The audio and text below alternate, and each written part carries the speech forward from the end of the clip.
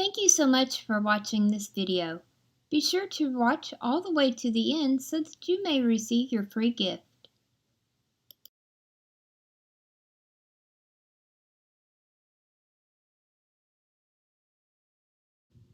Hello everyone, I hope that you are having a fantastic Saturday. Today is January 19th, 2019. Today's card of the day is being brought to you by the Fairy Tale Oracle. Now this is a brand new card set for me, and so I want to read a little to you out of the book about what it is about the Fairy Tale Oracle. Off we go! Fairy tales are more than true, not because they tell us that dragons exist, but because they tell us that dragons can be beaten.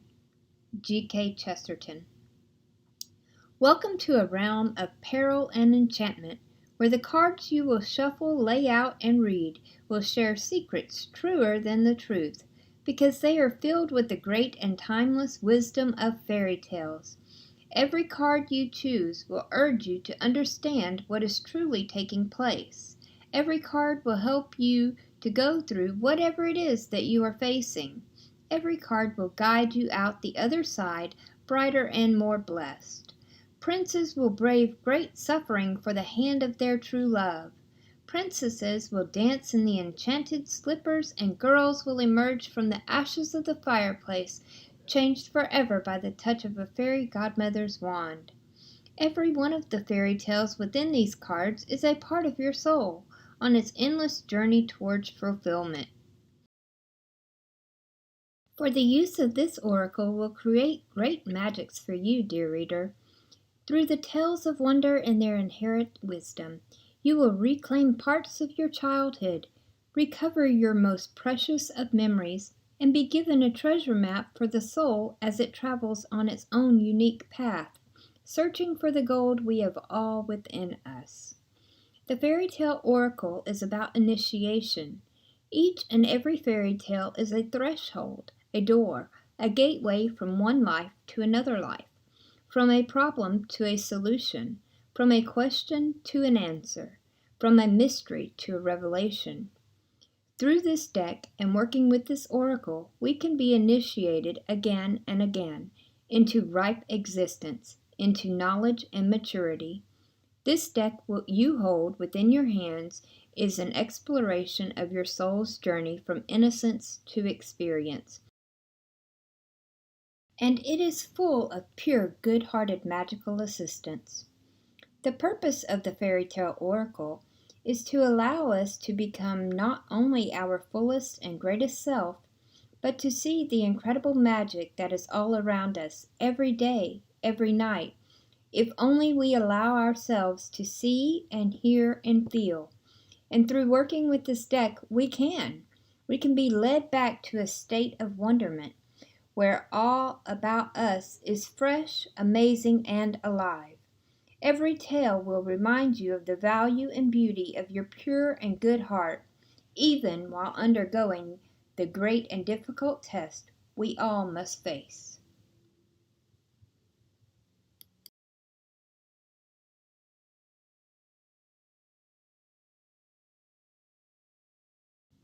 Wow, what an amazing card to start off with this deck. The card of the day today is Thumbelina.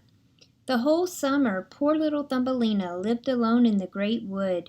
She plaited a bed for herself of blades of grass, and hung it up under a clover leaf so that she was protected from the rain.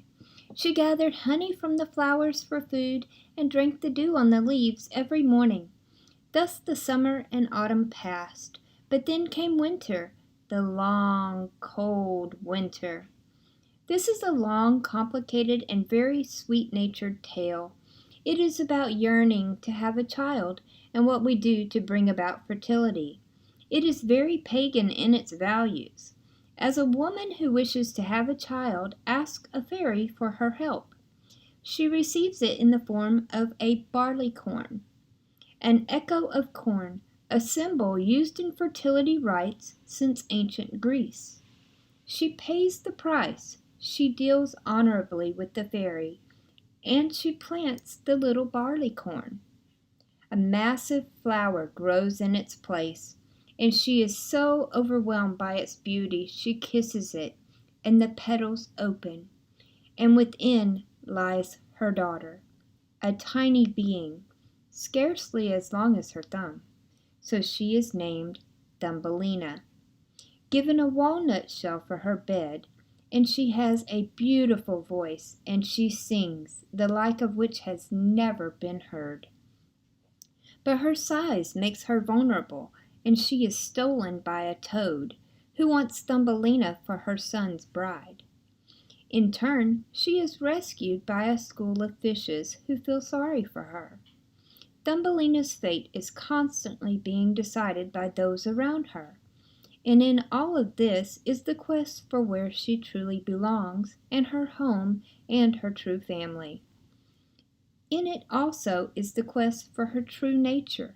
Is she fairy? Flower? Is she part human? What is this being, and where in the world does she belong? Finally, Thumbelina begins to make her own way throughout the world. She ties a part of her clothing to a butterfly and flies away. Entering the element of air, she becomes more clever, though she does not lose her compassion. She is told she is ugly, and she is abandoned. And at this point, this little sweet being finds herself. She weaves her own bed from grass, and she hangs a leaf to create a roof over her head. She drinks the nectar of flowers, and she makes it through to winter. She cannot care for herself anymore, and moves in with the dormouse, who introduces her to a mole, who of course wishes to marry her. But he is blind, and he spoke slightingly of the sun and the flowers, because he had never seen them, and he cares nothing for the birds, and upon finding one frozen, he pushes it away, caring nothing for its song, scorning it for its failure to stay alive. But Thumbelina carries flowers to the bird, and sings songs to it, and then lays her head upon the bird's chest and hears its little heartbeat. So she goes from being powerless and homeless to being strong enough to bring a soul back to life. And for this, she is rewarded with friendship, with home, and with her true family. For she finds fairy to be folk amongst whom she can live. But first, she has discovered so much about herself and her love of the natural world, and her love for all the wild creatures that have given her wisdom. She has earned all the good fortune that comes to her, her own home, her own country, the beauty and warmth of endless summer, true friends, and a great love. She has grown into a woman, tiny as she is, and her good fortune is sung by all of the birds, who share with this storyteller, who too tells her story. For hers is the story of summer, of hope, of compassion, and of the rewards of kind-heartedness, and of the independent spirit. I want to stop you right there and tell you that the word of the day for January the 19th is hope. Finally, she is gifted her true name by the angel of all the flowers, and her name is Maya, a name she shares with the goddess of spring.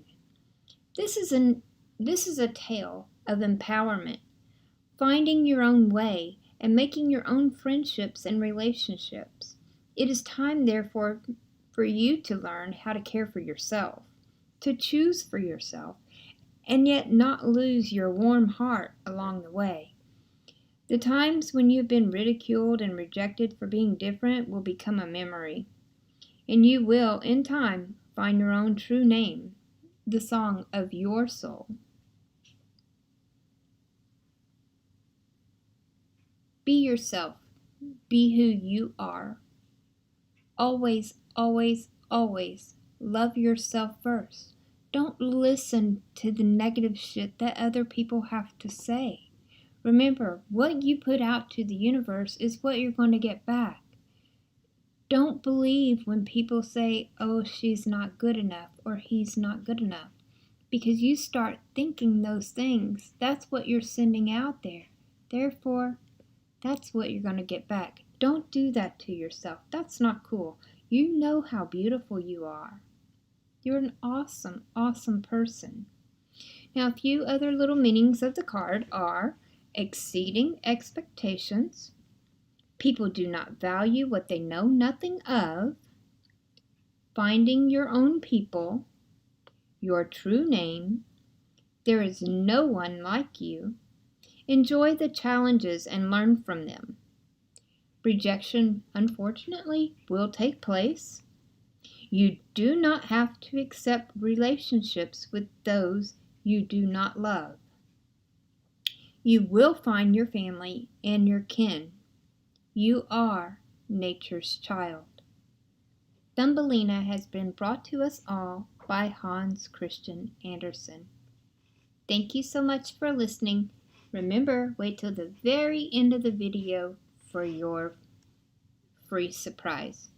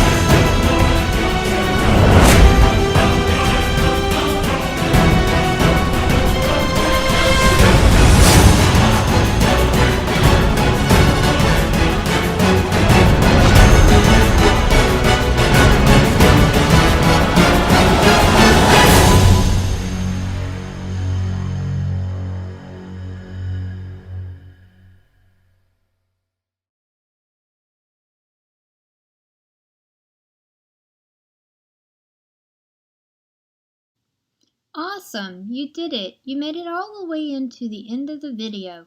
So, here's my little surprise. Go to my Facebook page that is listed here and click on like. Go over to conjureknits.com and you can also sign up there to my newsletter.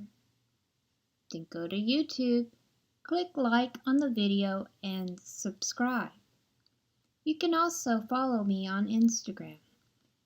The surprise is, if you are a client of mine on Keen, go over to Keen, send me a personal message, put in today's date and the word of the day.